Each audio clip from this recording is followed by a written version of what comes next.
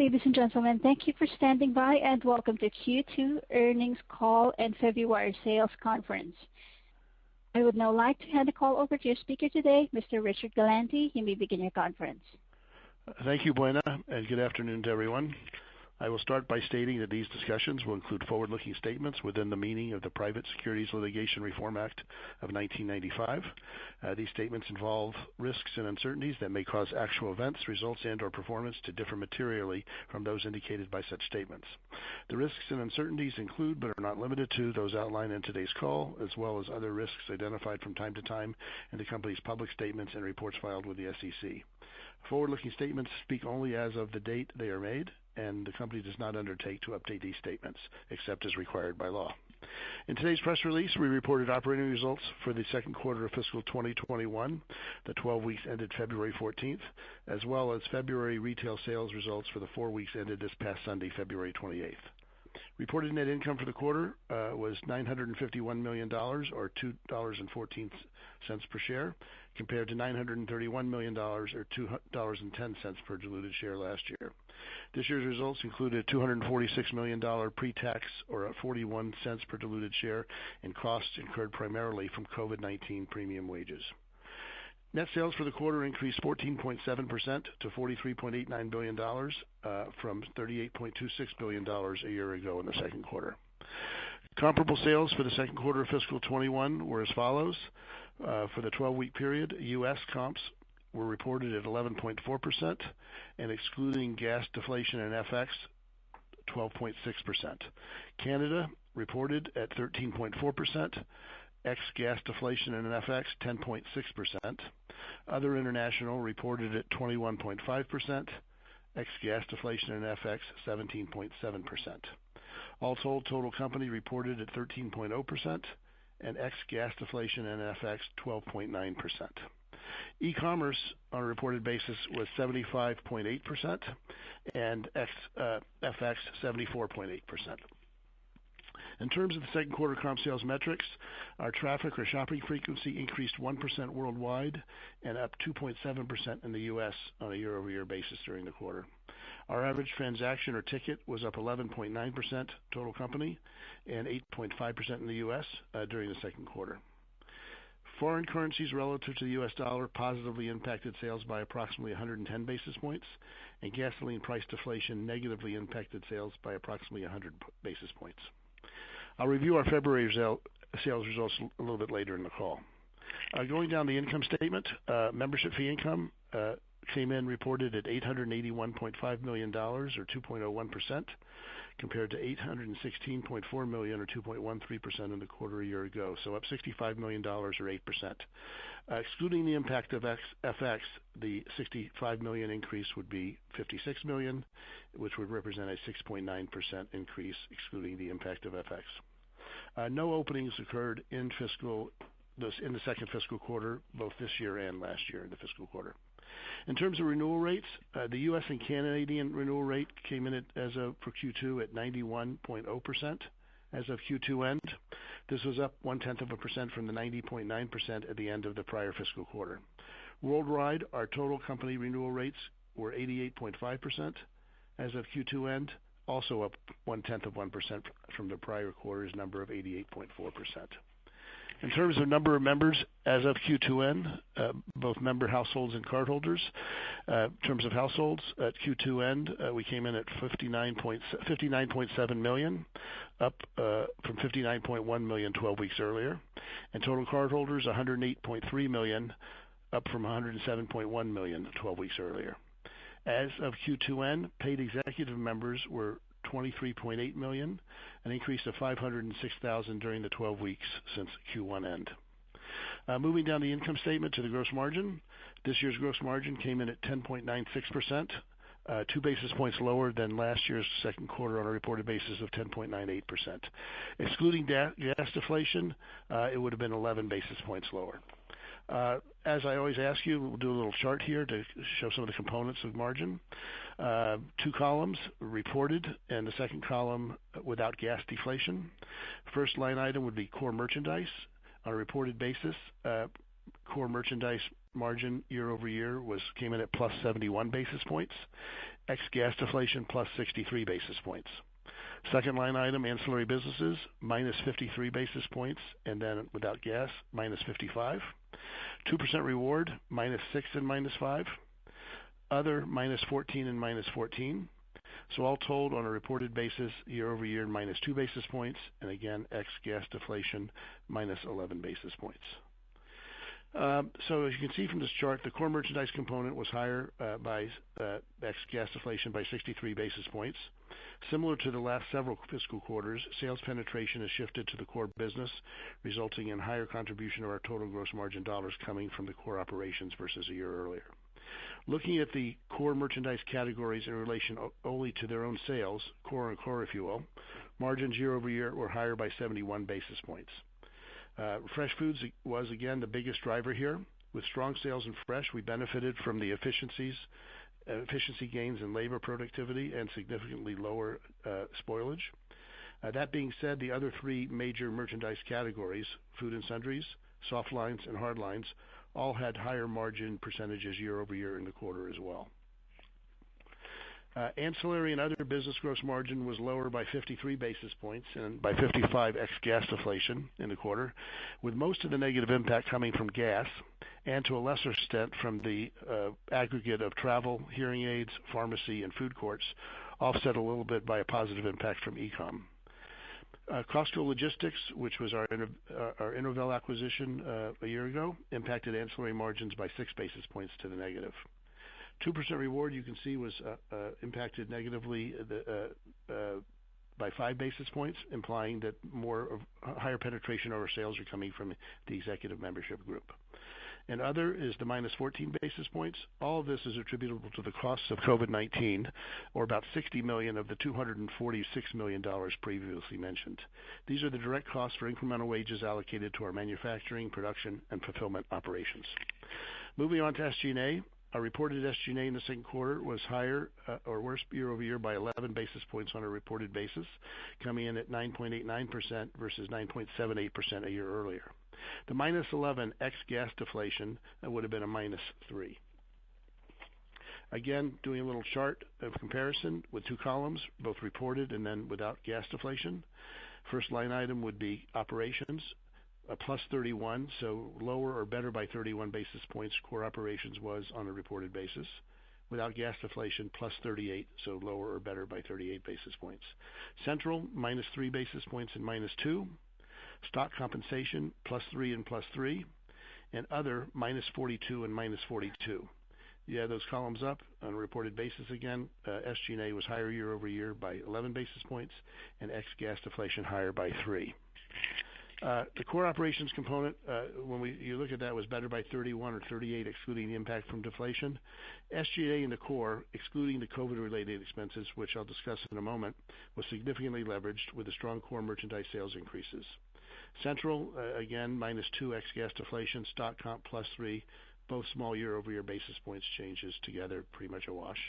And other was a minus 42 basis points hit to SG&A, which were our incremental wage and benefit costs related to COVID, or $186 million of that $246 million total amount. So 60 of the million of the 246 hits the margin, and 186 of the 246 hits SG&A. I'd like to take a minute here and discuss our COVID-related expenses and how they are changing effective this past Monday, March 1st. Over the past 12-month period, March 2020 through February 2021, company-wide we expended approximately $1,060 million pre-tax on COVID-related items. Of this amount, approximately $825 million related specifically to the $2 an hour extra hourly pay. The remaining $200 million plus was made up of several other items, including the few-month period where employees 65 and older were paid to stay home. This was early on during the original lockdowns. Cleaning and mask supplies, paying wages to for several weeks to our third-party demo service employees, and assisting employees with paid child care leave, which continues. With the $2 an hour extra pay having been paid in for a full year, that extra amount has been discontinued as of this past Sunday, February 28th. And effective March 1st, a few days ago, we have implemented a permanent wage increase for hourly employees as well as most salaried warehouse employees. In the U.S. and Canada, we are permanently increasing our starting wage and most wage steps above that by $1 an hour, and increasing our top-of-scale hourly wage by 45 cents an hour on top of the previously planned 55-cent an hour increase for top-of-scale. With these changes, our entry-level hourly wages will increase from $15 and $15.50 an hour to $16 and $16.50 an hour. Similar type increases are occurring in other countries where we operate.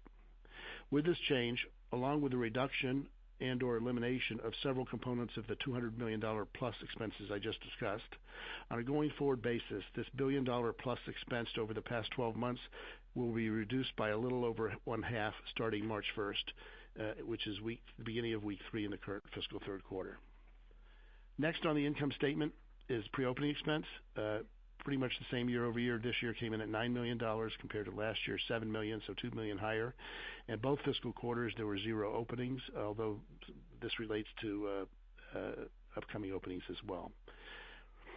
All told, reported operating income for the second quarter of 2021, including the $246 million mentioned earlier, showed an increase of 5.8%, coming in at $1,340 million this year compared to $1,266 last year.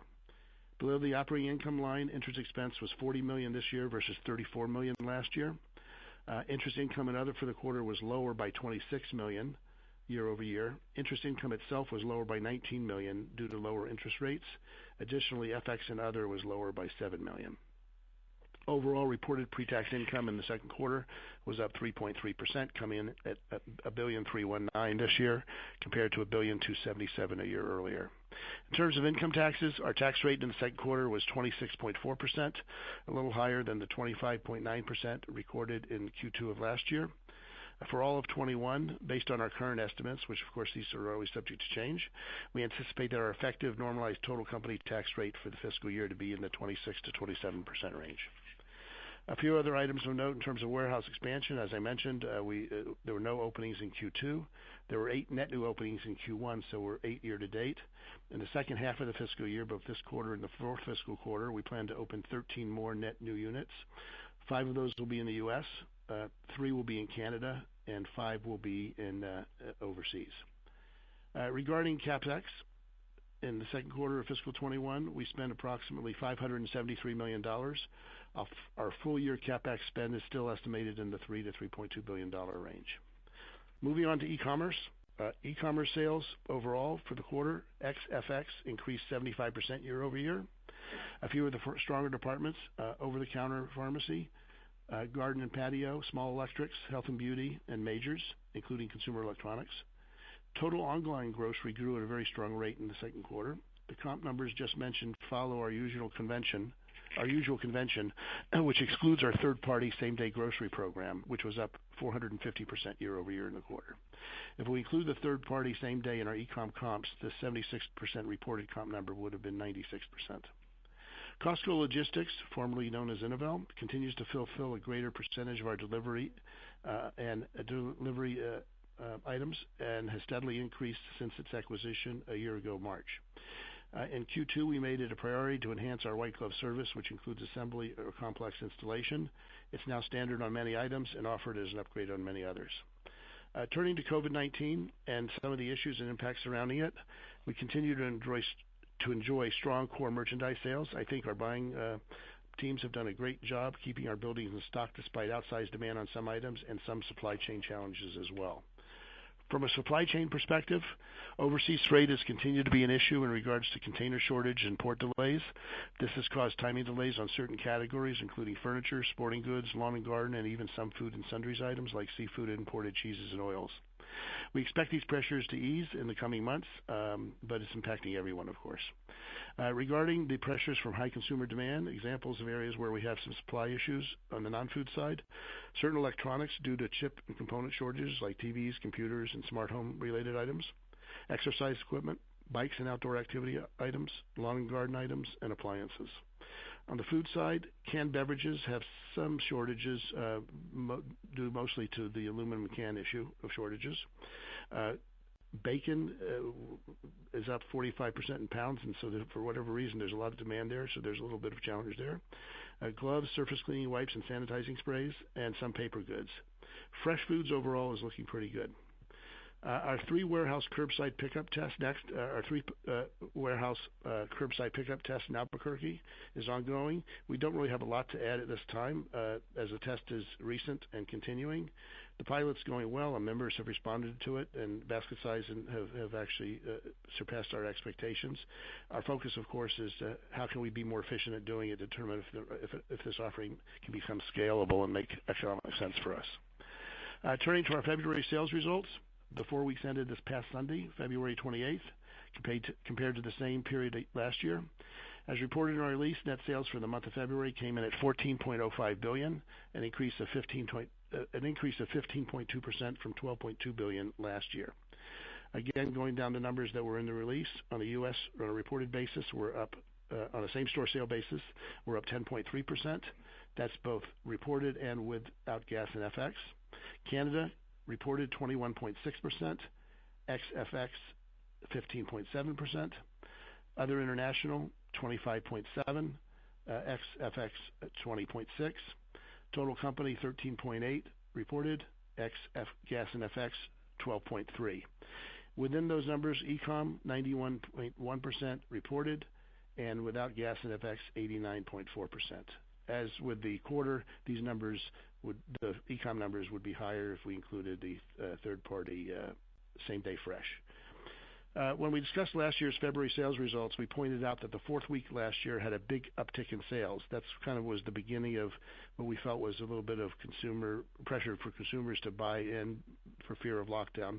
Again, primarily related to consumers buying ahead of the anticipated COVID lockdowns and closures.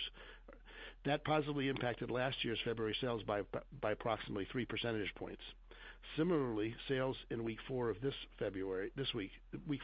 year, February, were lower as we anniversaried that unusually strong week from a year ago. The estimated negative impact to the February month was approximately 3.5 percentage points. So the reported numbers of 13.8 and ex-gas and FX at 12.3 would have been higher, excluding that impact. Our comp traffic or frequency for February was flat to last year worldwide and up 0.7% in the U.S. Again, with some impact of that last week. Worldwide, the average transaction was up 13.8%, which included positive impacts of 140 basis points from FX and 10 basis points of gas inflation. Foreign currencies year over year relative to the dollar benefited February comps in Canada by 540 basis points, other international by approximately 570 basis points, and total company by 140 basis points. Gas price inflation, again, positively impacted total reported comp sales by about 10 basis points, whereas the average selling price was about a percentage point higher year over year. In terms of regional and merchandising categories, the general highlights, U.S. regions with the strongest results were Southeast, Midwest, and Texas. Internationally, in local currencies, we saw the strongest results in Korea, UK, and Japan. Moving to merchandise highlights, the following comp sales results by category for the month, and these exclude the positive impact of FX. Food and sundries were in the positive high single digits. Departments with the strongest results were liquor, frozen foods, and cooler. Hard lines were positive in the high 20s. Better performing departments were toys and seasonal, sporting goods, hardware, and majors, which again is both white goods and consumer electronics for the most part. Soft lines were also up in the low 20s. Better performing departments included housewares, small appliances, and home furnishings.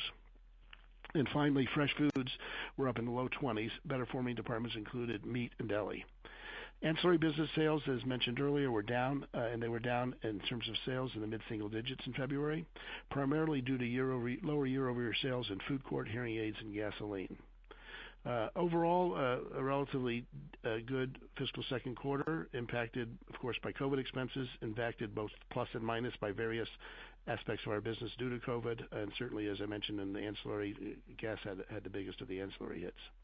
Finally, in terms of upcoming releases, we will announce our March sales results for the 5 weeks ending Sunday, April 4th, on Wednesday, April 7th, after the market close. With that, I will open it up to Q&A and turn it back to Buena. Thank you, sir. As a reminder, to ask a question, you will need to press star 1 on your telephone.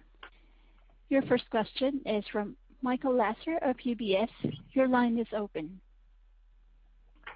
Good evening, Richard. Thank you for taking my question. My first question is on the gross margin expansion that Costco has experienced over the last few quarters.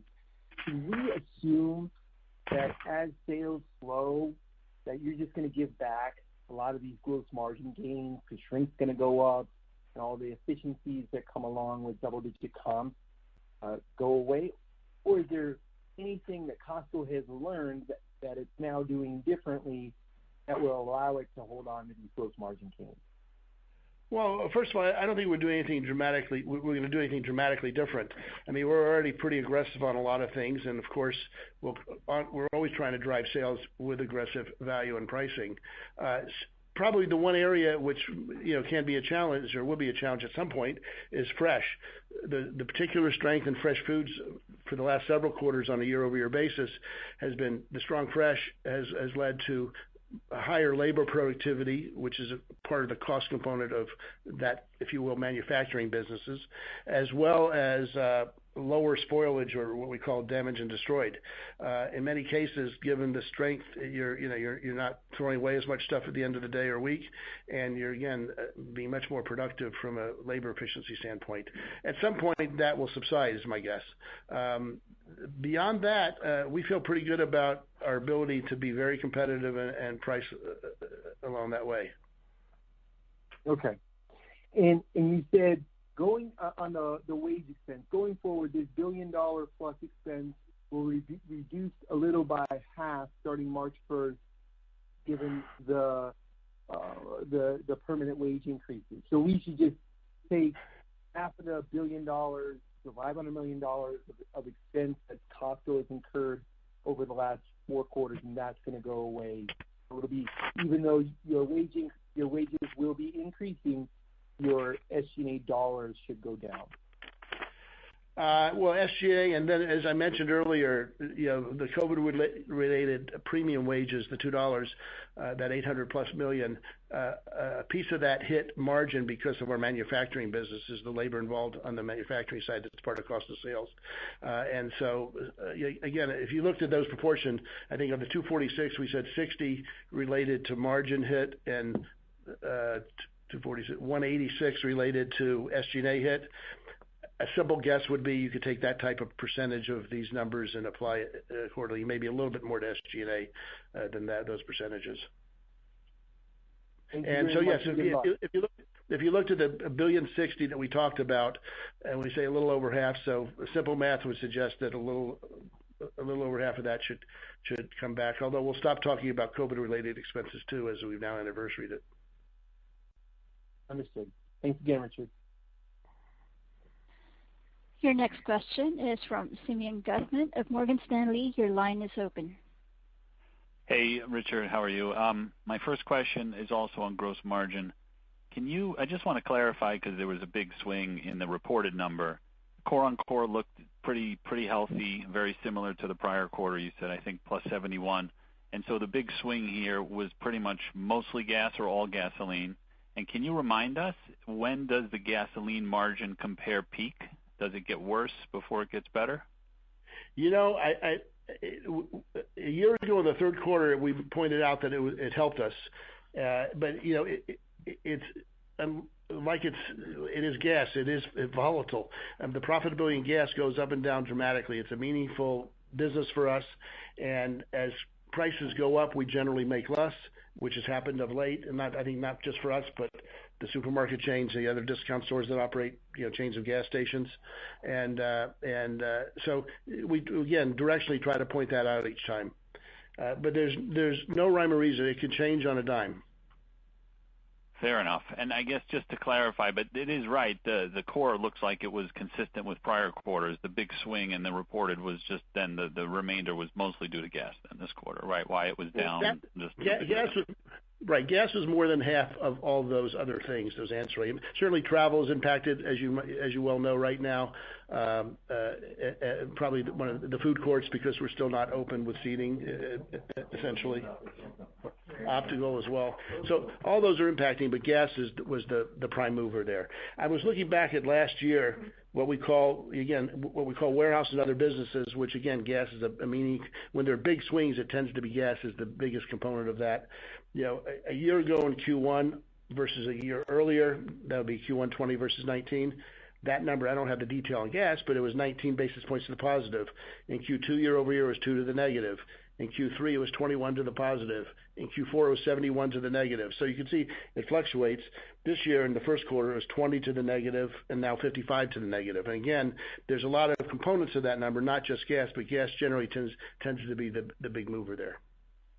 Okay, that's helpful. And then my follow-up question is on SG&A. If you look at SG&A year to date, so Q1 and Q2, and you exclude all the premium pay, right, where you're excluding it from this year, even from last year, it looks like SG&A is still taking a step up year over year that's higher than what looks normal, like in prior years.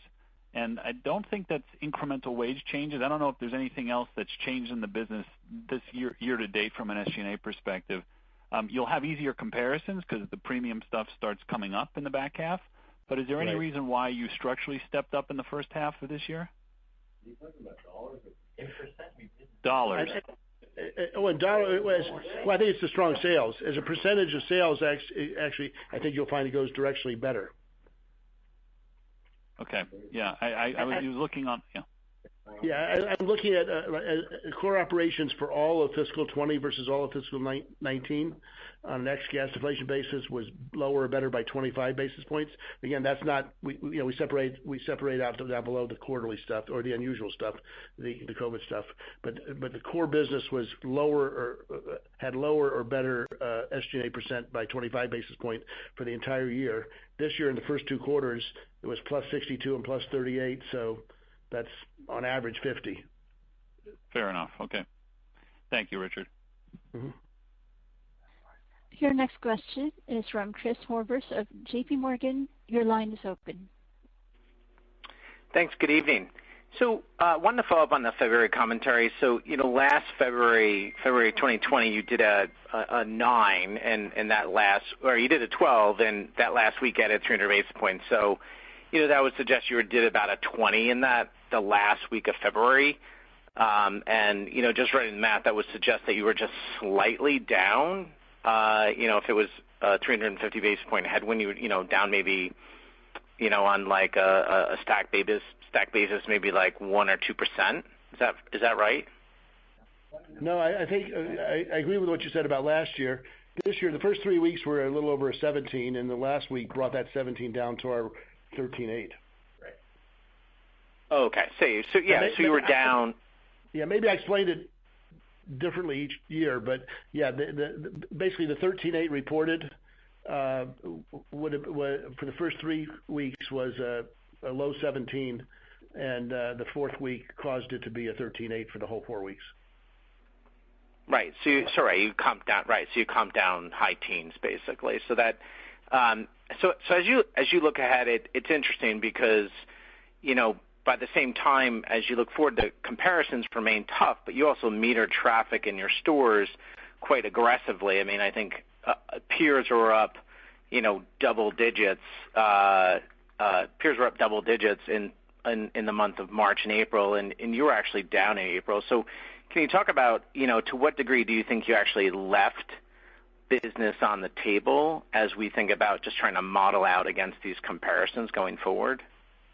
Well, look, I can't speak for others. We're frankly thrilled with our sales numbers and how we've done over the course of last year.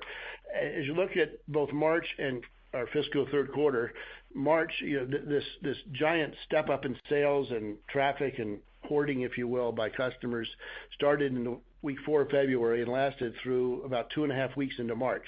So we'll talk about it specifically when we report March sales. As it relates to the fiscal quarter, which is essentially mid-February to mid-May, I don't have the exact dates in front of me, but that 12-week period, it included not only that tough comparison for those 3.5 weeks, which include, week 4 February and weeks 1, 2, and part of 3 in March, but also when there was a lockdown and an offset, and kind of late March into April and even early May, we had some very tough compares. And so that'll make it, in our view, all things being equal, an easier comparison. So I think there's going to be a plus and a minus that probably add up to about even. We'll see. The next challenge, of course, will be Q4, which is mid-May through the end of August.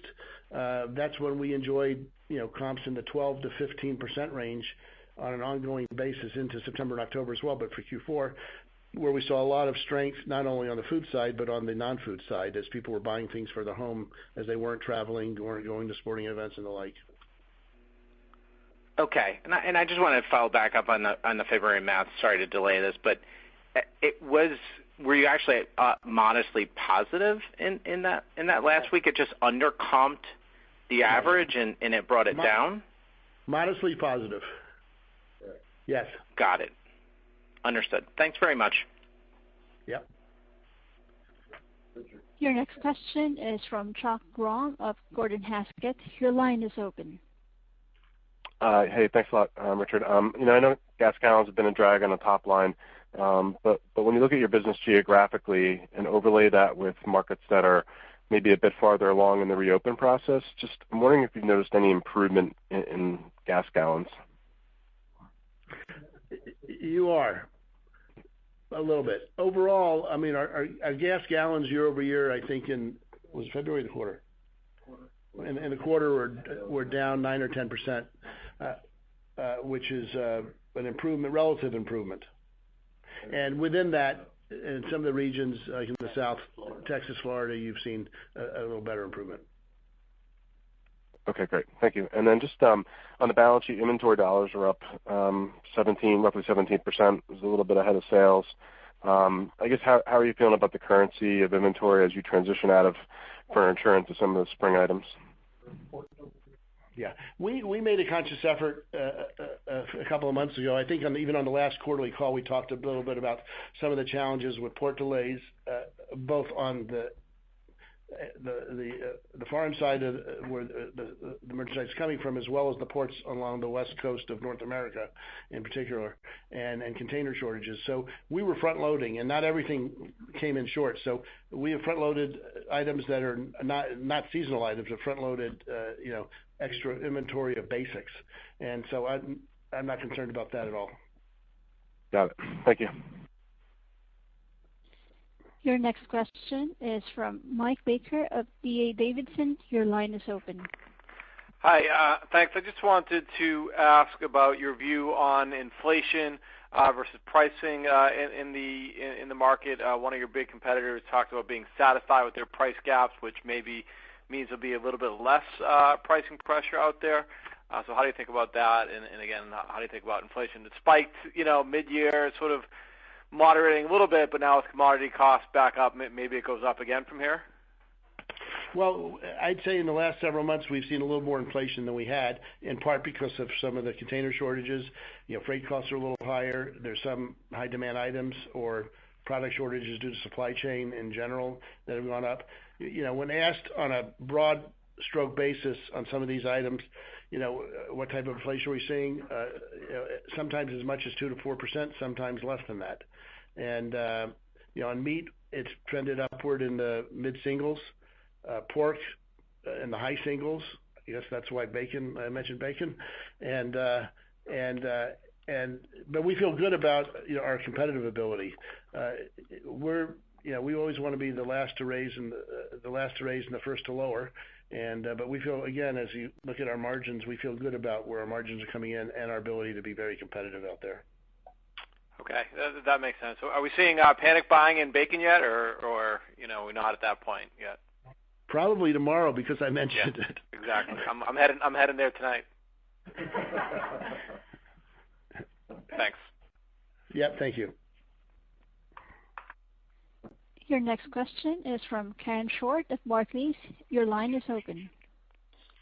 Hi, thanks. I wanted to get back to this SG&A and/or I guess gross margin question. So when I look at the EBIT growth in this quarter versus sales growth, and I back out COVID costs, the second quarter was by far the narrowest gap.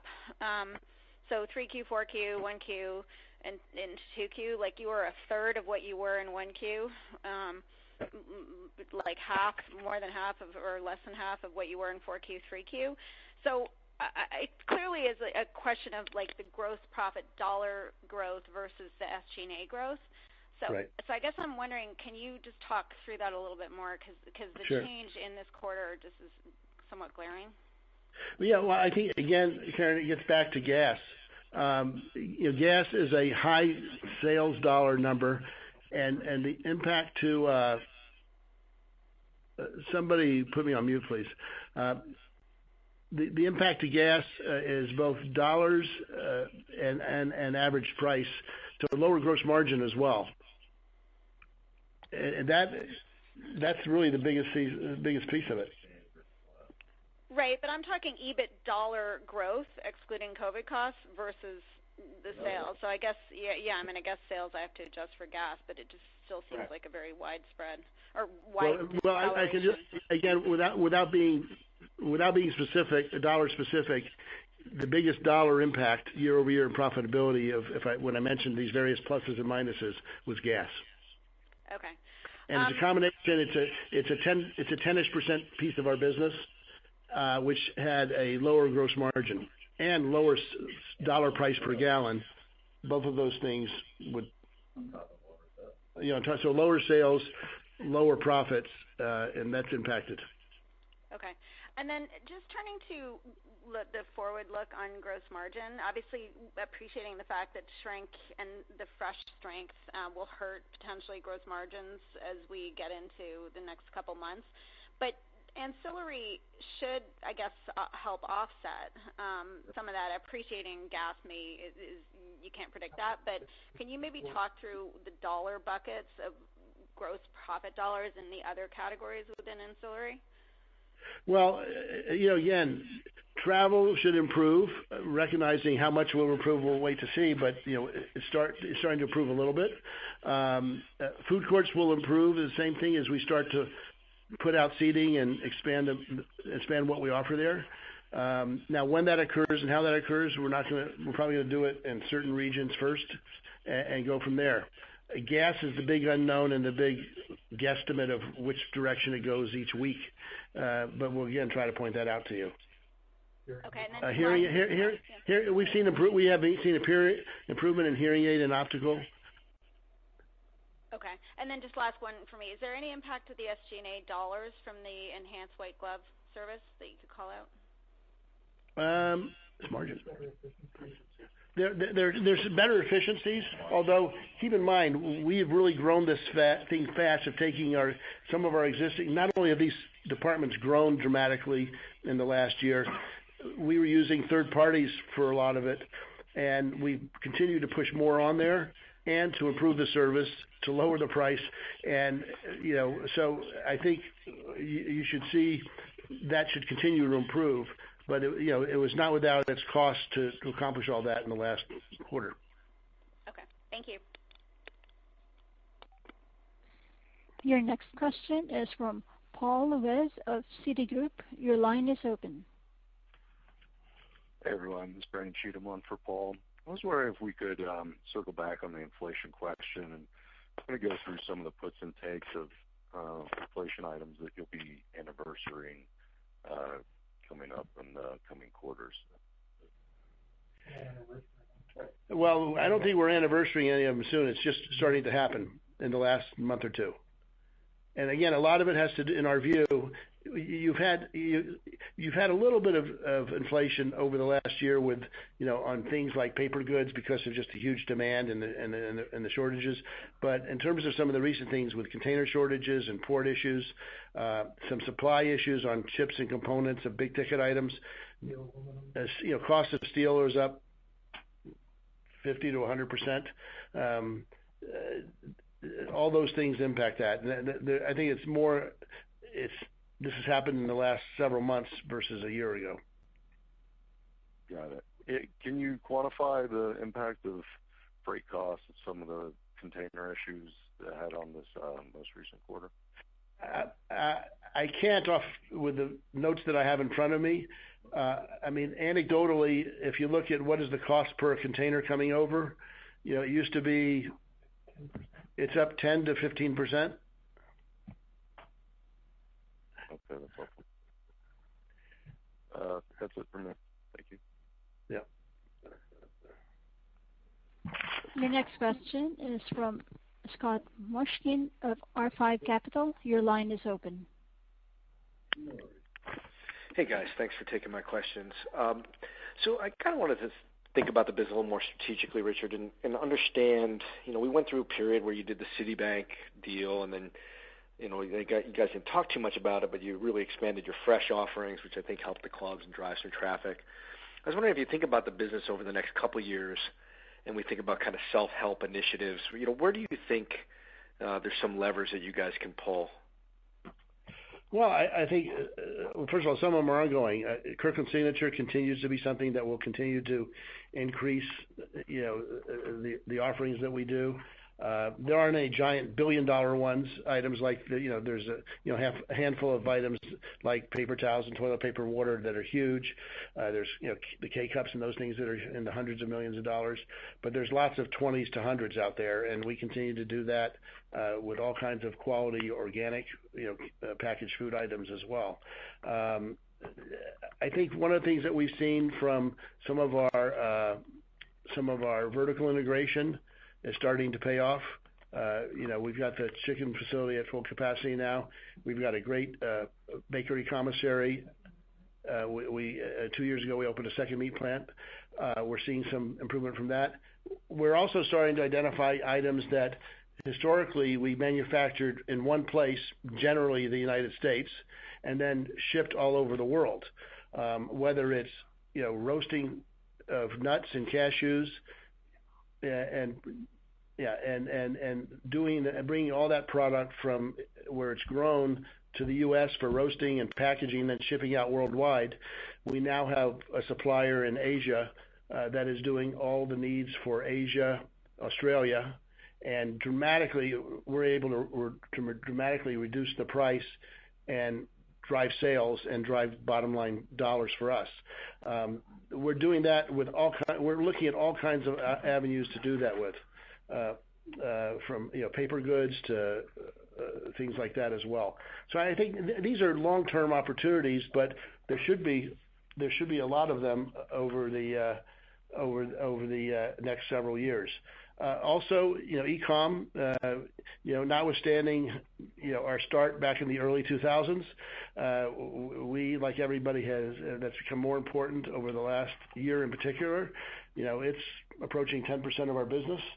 And continue to grow nicely, and we're driving. We're getting better at doing it, and even and getting more clicks and the like in that regard. So I think e-commerce, and then the big and bulky, our acquisition of Innovel last March. All you see now, and we've pointed out, I think for the last 3 fiscal quarters, a 6 or 7 basis point hit to gross margin as it relates to it's like a manufacturing, but it's a service business that goes in ultimately back into our cost of sales, what that net thing costs. Notwithstanding the fact that has helped drive sales of big and bulky items, and in fact lowered the prices to our members on some of those items. So we think that's as expected, it was going to be earnings dilutive at the operation standpoint for the first couple of years, and be fine there, but as importantly, if not more importantly, growing big and bulky as part of our business. We're seeing continued big increases from mattresses to white goods to exercise equipment. Notwithstanding the fact that there's been some shortages in some of those items. That's great. Thanks for all the color. That was perfect. Your next question is from Scott Ciccarelli of RBC Capital Markets. Your line is open. Thanks. Good afternoon, guys. So as you guys get food inflation on meat, pork, et cetera, are price increases there a direct pass-through to the customer, or do you guys try to be sticky on some of your prices the way you have been with rotisserie chickens, for example? Yeah, I don't think we'll be as extreme as the old chicken example from 15 years ago, where we'll continue to stay at $4.99 and figure out ways how to do that. But certainly we are, we want to be we want to be as sticky as possible and hold off, and we'll wait until our cost has come through the system. But overall, particularly on fresh items, those prices probably change more often than not, both at traditional supermarkets as well as the Costcos of the world. Got it. And then in fact, the other thing I want to mention is we're a little unique in terms of our product mix. When you look at it, we're selling, part of our meat business is prime, and those are the types of things where we can get a strong margin for us and show even greater savings because the markups traditionally on something like that special item are even higher at traditional retail outlets. So we think overall we're in good stead in that regard. That's helpful, Richard. And then you did mention your chicken plant is, I think it's been for a bit fully up and running. Are you generating the efficiencies you guys originally anticipated, when you first went down that road? We're pretty close. I mean, we're at full production, which is similar. There's been some puts and takes. As we built it, we decided to put in additional things that we think provide for a higher quality product, like air chilling and things like that. The COVID expenses certainly have impacted us more than nobody had planned for it. So that, of course, should improve over the next year. I think it's the feed costs. We've been fortunate. Historically, the first year we were fortunate. Feed costs are coming up a little bit, but we're also finding that the chickens are growing a little better than we thought, and so all those things add up to we feel pretty good about it. Great. Thank you very much. Your next question is from Greg Melich of Evercore ISI. Your line is open. Hi, thanks. I want to start just to clarify the inflation at the risk of being the fourth comment on it. You said that there are items that are higher, right? But the 2 to 4% comment, Richard, was that saying what you actually think it is now in your average ticket, or is that just saying some items are? In other words, would you estimate the whole basket's like 1 or 2% right now? Yeah, some categories are in that 2 to 4 range, and some are a little. I mentioned are like meat and pork are a little higher than that. Produce is flat, but we don't do LIFO anymore. But I think if you looked at our costs on average, the view is probably flat to up 1.5, but somewhere in that range. That's a guess. Okay, fair enough. Thanks for that clarification. Second is what you went through the renewal rates. I guess as you're thinking about it now, what do you think you could really get renewal rates to, and maybe tie it in with some of the other things you have to really drive loyalty, like the credit card program. Any update there in terms of what sort of engagement you have with it, what percentage of customers or sales are on the card to help us understand where that renewal rate could be trending? Sure. Well, look, what we internally call the triple play is not only getting to become a member, but to upgrade to the executive member and then to apply and get the Citi Visa card. Recognizing that not everybody that applies for it gets it based on credits. That credit decision is made by the issuing bank, not by us. And I'm sorry, I lost my train of thought. What? Oh, renewal rate. In terms of improving renewal rate, as we do add people to the credit card and to executive membership, both of those things tend to increase, provide for a more loyal customer or a higher renewal rate. Also, we're doing more things to get you to auto renew, whether it's on the Citi Visa card or working on some other areas right now as well. To the extent we get you to auto renew by almost de facto, there's going to be a higher renewal rate on those as well. First and foremost, ultimately it's the things we do to make you want to remain a member of Costco. We think that some of those things, like upgrading to executive membership, which we've shown you continues to be part of our quarterly positive there, as well as getting more people to auto renew. Can you hear me? Yeah, I can. Were you able? That's better. Okay, sorry. We heard that. And then last, is there any hope on travel bookings? Any sort of glimpses there, or is that still depressed?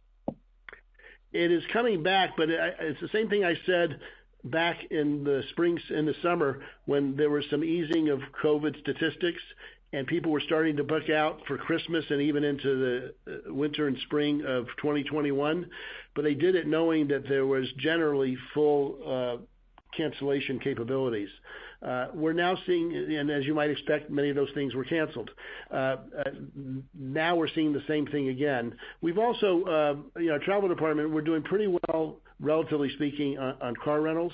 And as it relates to travel and hotel bookings, we have added some additional domestic items and Mexico items for the U.S. domestic market as well. Yeah, Hawaii and Mexico are pretty strong.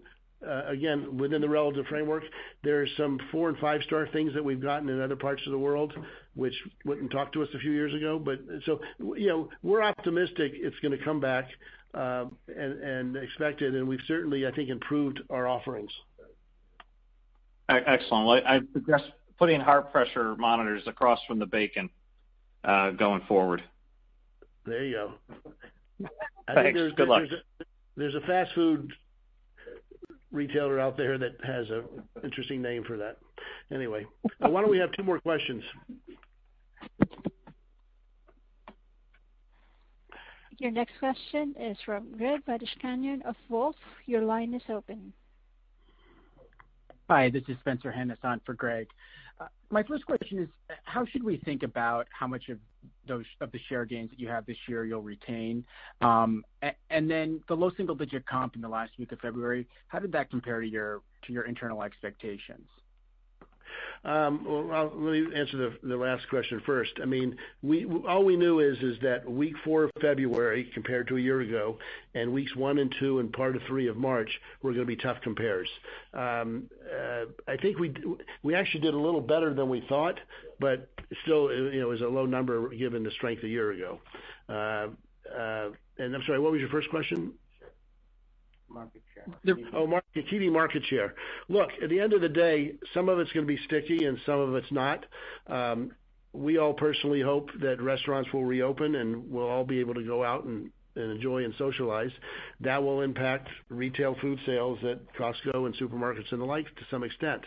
That being said, there are other retail formats, whether it was restaurants and food that have closed for good, apparel retailers, other general merchandise retailers. So in some ways, some of the stickiness unfortunately relates to certain aspects of retail that have closed for good, and some of it will be that they've gotten more comfortable buying some of these things from the likes of Costco. I hope we lose some of it to the examples of restaurants and the like and other stores that were impacted as they can reopen, but I'm sure that we will end up keeping a little bit of it as well. That's helpful. And then for the new members that you've recruited during COVID, how are they different than previous cohorts? And are you expecting to see renewal rates in line with the overall company average? Well, whenever we sign up a member, if you look at our 90% renewal rate in the U.S. and Canada, that includes some 10-year plus members that are 93 or 4 or 5%, and it includes some members that have, in the last 2 years that might be mid-70s to mid-80s. So, you're always from year 0 to year 1 of renewal, it's going to be a lower rate, and year 1 to year 2, it's a combination of 2-year members plus some new 1-year members.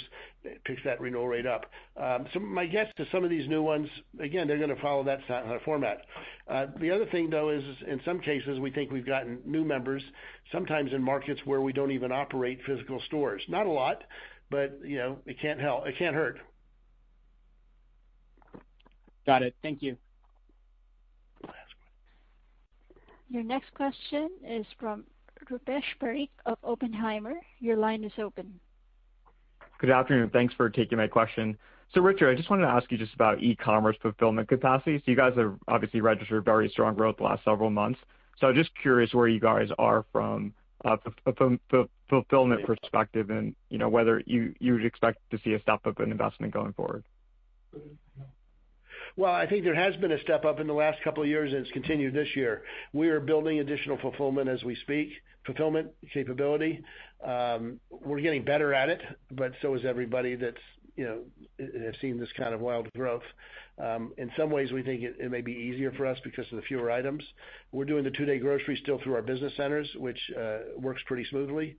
So it is a larger percentage of the $3-ish billion we spend every year than it used to be, but certainly the biggest single percentage is still opening new warehouses. Okay, great. And then maybe just one follow-up question. So clearly, you guys have sorry, go ahead. In addition to physical capital expenditures, there's also IT capital expenditures, which is part of our CapEx as well. And there's a lot of investment in that around everything from e-commerce, from mobile app to fulfillment and the like. Okay, great. And then just given the announcement on the increase in minimum wages, do you see any other levers going forward that can offset some of the wage pressures that we've seen maybe on a multi-year basis in your business? From the beginning, I used to think about that question 30 years ago, and what we find is that we're always able to, because we've got a great employee base and that are hardworking and loyal and know that we care, we as a company, they're cared about. I think that we feel that we've seen over the years everything from inventory shrink to labor productivity. Certainly we measure these things too, but labor productivity, and a lot of it has to do with coming up with ideas, many of which are these ideas come from our employees that are on the ground, if you will, working in the meat department, figuring out how to be more efficient with pounds per hour, per labor hour. So we've always figured out ways, not worried about let's figure out how to save it and then we can pass it on to them. Let's pass it on and we'll get there from an efficiency standpoint. And it seems to have worked for us. Yeah, other things like we now have self-checkout in 60 or 70% of our 558 Costco's in the U.S. It'll be in virtually all of them, and we'll see it in other countries as well. That's a savings that took us a while to believe part of it and to figure out. I think we're on the third format of it, or version of it, but it's working in our environment the way we want it to, and we see savings there. So we're constantly figuring those things out, and we attribute a lot of that to many of these good ideas don't come from the rooms here at the office. They come from the people out on the floor. Okay, great. Thank you. Your next question is from Edward Kelly of Wells Fargo. Your line is open. Hi, Richard. Thanks for getting me in here. I just wanted to go back, first of all, on the ancillary gross margin. You talked about gas being a bit more than half, so the remainder's pandemic-related, I guess, 15, 20 basis points. Has that drag been consistent there since the pandemic began? So if I look back over the other quarters, whatever's sort of remainder there would just be the gas movement? Yeah. I think it was worse last year in Q3, but it's been similar. It's improving a little right now, but still negative year over year. The big delta is you had gas in quarters where we talked about gas was a big positive. It more than offset some of these other negatives. Right. Okay, so we have that coming back when life normalizes. Then when you look at the other segment of the gross margin, how much of that's going to come back? Because does the wage increase play a role there? So should I assume only half of that comes back? Well, I think from simple math, we talked about the 246 for this quarter in total for COVID related, and of that 60 impacted margin. So 60 over 246, whatever that percentage is, a little under 25%. And on an annual basis, we talked about $1.06 billion and a little over half. So just take half of that, and that's kind of the net improvement or pre-tax improvement in margin from that. But I'm sure if there's other outliers, we'll explain them to you as we go into each quarter. Some of the things. That's the easy one because it's big and we know what we're doing with it. The unknowns are how quickly will travel come back. Travel is a very high margin, low SG&A business. Food courts, it'll improve dramatically once we get tables out there everywhere. And that's not going to happen tomorrow afternoon, but it's going to happen, God willing, over the next several months. Okay, and just one last one for you. So on the core, historically, the core margin really hasn't been up. It's obviously doing very well right now. Going forward, I mean, you could still have, maybe mixed benefit from things like stimulus, but don't we eventually just sort of assume that what we've seen over the last few quarters sort of normalizes back to, pre-COVID level, and we take the margin down by that amount? I feel a little stronger than that in terms of the positive. I think that on the fresh side, yes. At some point, when you have your tougher year-over-year compares, you're not going to get those big basis point improvements from spoilage and labor productivity. Now, some of it, though, at these new levels, you have more productivity. We're not going to necessarily lose it all, but if it's a tough compare, you'll lose some of it. So yes, on some of the other categories, particularly as we increase Kirkland Signature, as we sell certain things within fresh that are specialty items, where we can get a full margin and show an even greater savings in some cases. Some of the vertical integration, some of the things I mentioned, like the nuts and cashews, these are all little things, but those tend to offset some of those things. I'm not suggesting we're going to keep it all, but I think that we're going to do better than than the question has a concern about. Great. Thank you. Thank you. Well, thank you for listening. We're all here. If you have any additional questions, you know who we are, and have a good afternoon. Thank you, Buena. You're welcome, sir. And ladies and gentlemen, this concludes today's conference call. Thank you for participating. You may now disconnect.